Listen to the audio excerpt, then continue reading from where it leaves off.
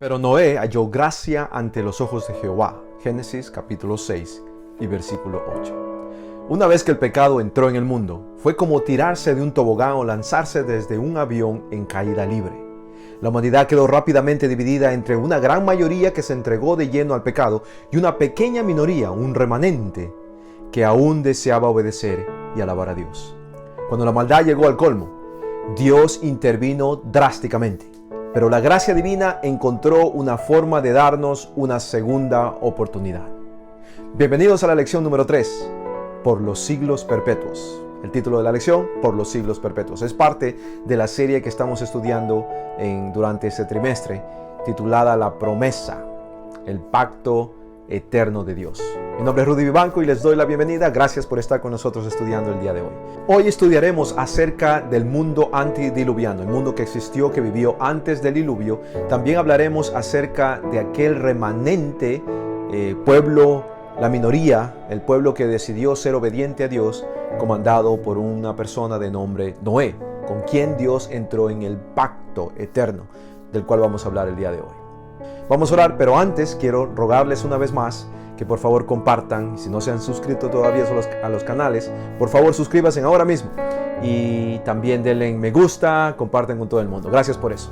Vamos a orar. Señor y Padre nuestro, sobre todas las cosas y sobre todo el mundo, es a ti a quien te damos gracias. Gracias, Señor, por permitirnos compartir tu palabra. Y gracias, Padre, porque llamaste a esta persona que está conmigo hoy a abrir este video y poder estudiar juntos. Te ruego, Señor, una bendición especial sobre él, sobre ella y sobre todo sobre nuestro estudio. En el nombre de Jesús oramos. Amén y amén. Hablemos acerca de estas personas que vivieron antes del diluvio universal. La Biblia nos dice que ellos simplemente vivían con una tendencia al mal. Miren lo que dice la Biblia en Génesis capítulo 6 y versículo 5. Génesis 6:5, la Biblia dice: y vio Jehová que la maldad de los hombres era mucha en la tierra y que todo designio de los pensamientos del corazón de ellos era de continuo solamente al mal. Una vez que el pecado entró, la humanidad pasó rápidamente de ser buena en gran manera a estar corrompida en gran manera. La Biblia en el libro de Génesis nos habla del Génesis capítulo 3 hasta el capítulo 6, nos habla de las diferentes generaciones que vivieron y cómo ellos se comportaron. ¿Qué tal si revisamos esas generaciones rápidamente y nos damos cuenta el común denominador entre ellas?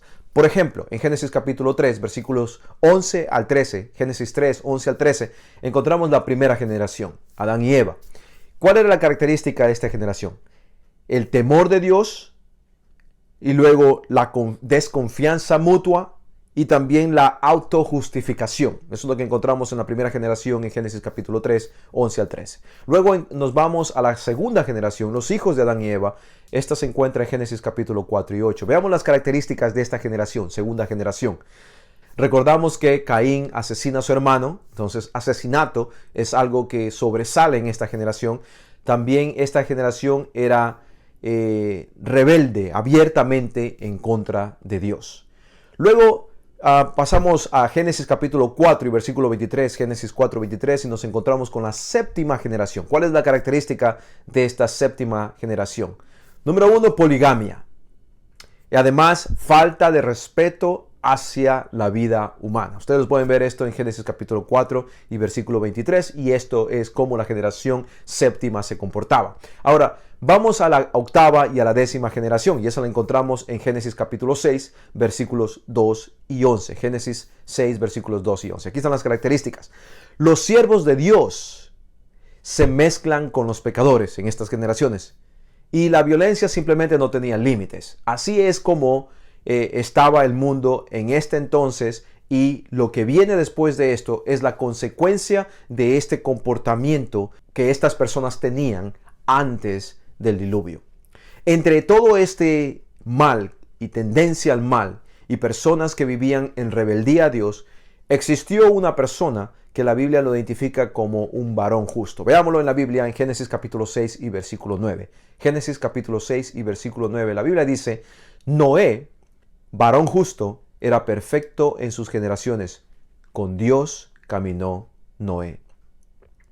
Amigo, el pecado conduce a la ruina y a la muerte. Eso tenemos que entenderlo. Es por esta razón que Dios odia tanto al pecado. Si hay algo que Dios odia en esta vida, ese es el pecado. Por eso Él desea erradicarlo. Pero a la vez, hay un deseo mucho más grande que de erradicar el pecado, que es de salvar al pecador. Este es el deseo de Dios. Él quiere salvar al pecador. De esto, de erradicar el pecado y salvar al pecador, se trata el pacto del cual estamos hablando en este trimestre. Cuando examinó la maldad reinante en el mundo, Dios observó que una gran parte de la humanidad había llegado a tal grado de maldad y rebelión que ya no escuchaban la voz del Espíritu Santo. Sin embargo, no estaba todo perdido. Habían algunos que todavía escuchaban y deseaban servir a Dios. Entre ellos destacaba Noé, del cual hablamos en Génesis capítulo 6, específicamente el versículo 9. La Biblia dice que esta era una persona justa y perfecta ante Dios. Pero observemos algo. Toda su justicia, la justicia de Noé, no podría librarlo de la sentencia divina. Fue por gracia que Dios entró en pacto con Noé. No fue porque él era justo, no fue porque él era perfecto, no fue porque él era una persona intachable, no fue porque era una persona buena y hacía caridad y ayudaba a los pobres. No fue por eso. La razón por la que Dios entró en pacto con Noé, el justo varón Noé, no fue por lo que Noé era, fue por lo que Dios es, por gracia, por gracia. Y pueden ver esto en Génesis capítulo 6 y versículo 8. Fue por lo que Dios es y no por lo que Noé fue, en otras palabras. Porque Noé no solo predicó la verdad presente apropiada para su época, sino que puso en práctica cada sermón que pronunció. Esto es lo importante acerca de este hombre. Aunque nunca hubiera elevado su voz para formular sus amonestaciones, sus obras, su carácter santo en medio de los corruptos e impíos, habrían sido sermones condenatorios para los incrédulos y disolutos de aquella época. Él soportó con paciencia y humildad semejante a la de Cristo las provocaciones, los insultos, las burlas y los escarnios. A menudo se escuchaba su voz elevada a Dios en oración, pidiendo su poder y ayuda a fin de poder cumplir todos los mandamientos de Dios. Esto era un poder condenador para los incrédulos. La vida de Noé, lo que Dios hacía en este hombre, era un sermón, incluso sin palabras, para todos aquellos que rodeaban a este ser humano. Pero, como ya lo vimos, no fue por el comportamiento, por la rectitud, por la integridad, incluso por la perfección de este ser humano que Dios decidió entrar en pacto con él, sino por pura gracia.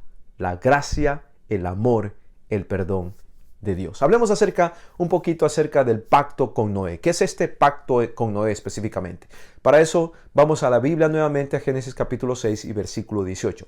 Génesis 6, 18, la Biblia dice: «Mas estableceré mi pacto contigo, y entrarás en el arca tú, tus hijos, tu mujer, y las mujeres de tus hijos contigo». Al igual que un marinero arroja un salvavidas a un náufrago, Dios auxilió a Noé haciendo un pacto con él. Más o menos así: si me obedeces, haciendo un arca y entrando en ella, te salvaré a ti y a tu familia. En simples palabras, aquí podemos ver la gracia en acción. Y ustedes dirán, ¿dónde? Si él tuvo que obedecer, si él tuvo que construir el arca, aquí es donde está la gracia. Dios toma la iniciativa de salvar a Noé. Dios dice, mi pacto, sin que éste haga nada por merecerlo. Dios no se beneficia con ese pacto. Sin embargo, si Noé rompe el pacto, Noé pierde todo. Nuevamente, como el marinero, Dios anhela la salvación del que naufraga en pecado. Por eso, Él te ofrece su pacto. Y te pide a ti querido amigo que estás conmigo hoy, te pide a ti que entres en el arca de la salvación. Un arca, escucha querido amigo, un arca en forma de cruz. A esa arca, a esa cruz es a la cual Él te está invitando. Porque aquel que murió en la cruz, nuestro Dios, el mismo que entró en pacto con Noé, es el mismo Dios que decidió hacerse carne y morir en aquella cruz por ti. La muerte de Jesús, yo sé que has escuchado esto muchas veces, pero no me canso en repetirlo. La muerte de Jesús fue una muerte que tú y yo debimos haber experimentado. Sin embargo, Dios dijo, no, mi hijo, no mi hija, yo voy a morir en lugar de ellos. Eso es lo que aprendemos del pacto, que Dios decidió entrar por gracia con cada uno de nosotros. Pero el pacto no solamente fue con Noé, el pacto también fue con todo ser viviente, y eso lo dice la Biblia. Vamos a la Biblia nuevamente en Génesis capítulo 9 y versículo 13. Génesis capítulo 9 y versículo 13. La Biblia dice, mi arco he puesto en las nubes, el cual será por señal del pacto entre mí y la tierra. Génesis 9:13. El pacto eterno implica la aceptación de unas condiciones por parte del ser humano. Ya vimos algo de los conceptos básicos la semana pasada, ahora vamos a aplicar esos conceptos. Vimos ya que este pacto es bilateral, hay dos partes que son parte del contrato.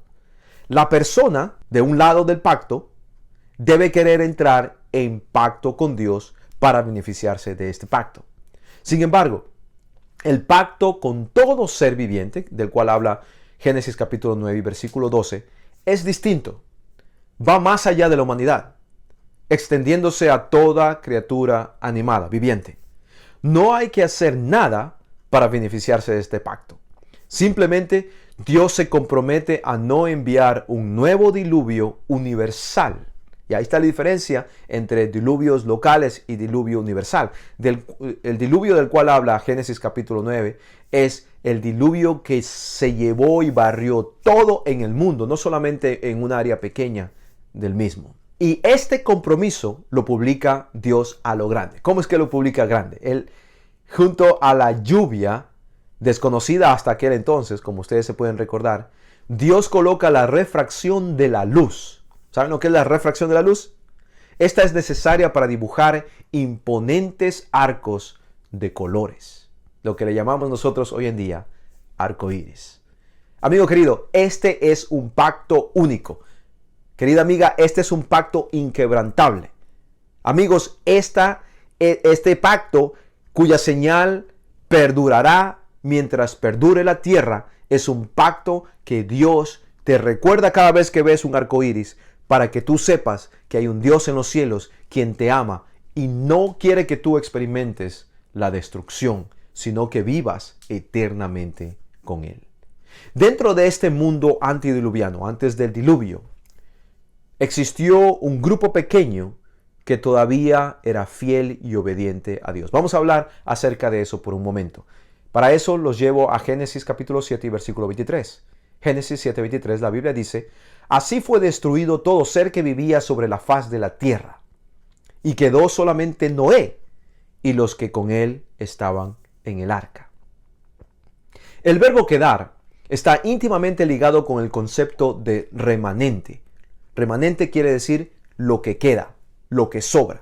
Ejemplos de esta palabra quedar o remanente se encuentran en libros como Esdras capítulo 9 y versículo 8, Esdras 9:8, Isaías capítulo 4 y versículo 3, Isaías 4:3, Jeremías 42 y versículo 2, Jeremías 42 versículo 2, Ezequiel capítulo 14 y versículo 22, Ezequiel 14:22, Zacarías capítulo 9 y versículo 7, Zacarías 9:7 y Romanos capítulo 11 y versículo 5. La referencia a este que sobra, que queda, que podemos encontrar en estos libros.